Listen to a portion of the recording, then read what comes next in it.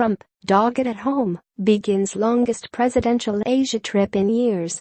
Honolulu, Reuters. President Donald Trump arrived in Hawaii on Friday as he set out on the longest trip to Asia by an American president in more than a quarter century, looking for help to pressure North Korea to stand down from a nuclear crisis. After Air Force One landed at Joint Base Hickam, Trump and his wife, Melania, were draped with traditional lei necklaces. Trump went on to nearby Camp Smith for a classified briefing from Pacific Command military leaders that officials expected would touch on North Korea and other areas. Later, he was to visit Pearl Harbor and the USS Arizona Memorial for the U.S. sailors killed when Japan bombed the American naval base on December 7, 1941. Trump's 12-day trip to Japan, South Korea, China, Vietnam and the Philippines, ending on November 14, takes him out of Washington at a time when he has been beset by several issues. These include an intensifying federal investigation into Russian meddling in last year's election, New York's recovery from an attack earlier this week that killed 8 people, and debate over a Republican tax cut plan that, if approved by Congress, would be Trump's first major legislative victory.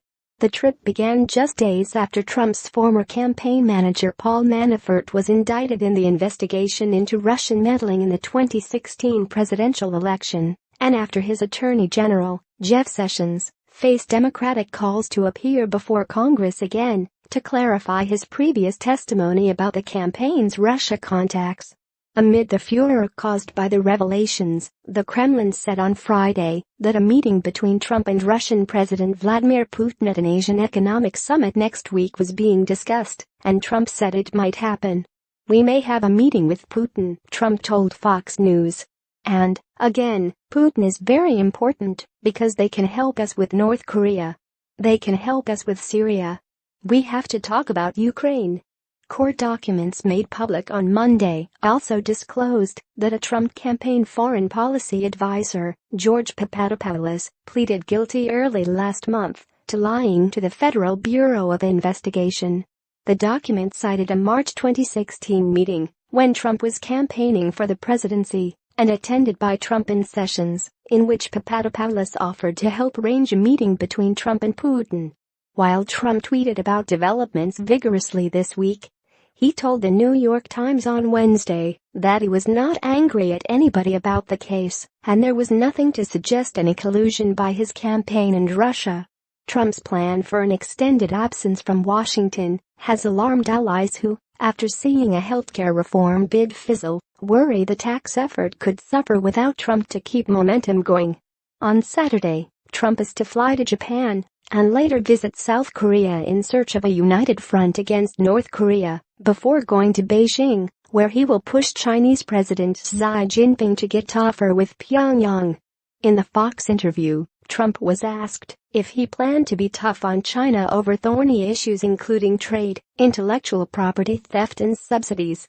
"You have to understand something very important," he responded. "We have a problem called North Korea."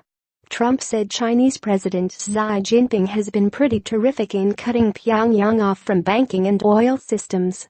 He added that Japan had reason to be worried about North Korea and alluded to Japanese Prime Minister Shinzo Abe's campaign for a military build-up against that threat. "Well, you know Japan is a warrior nation," he said.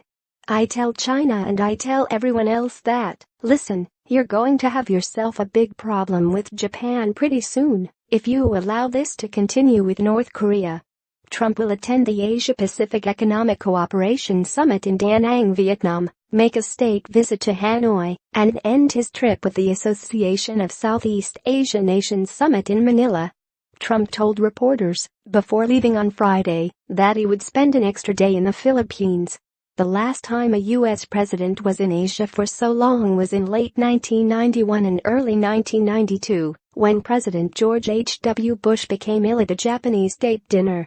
Reporting by Steve Holland. Additional reporting by Donna Chiaku and Jeff Mason.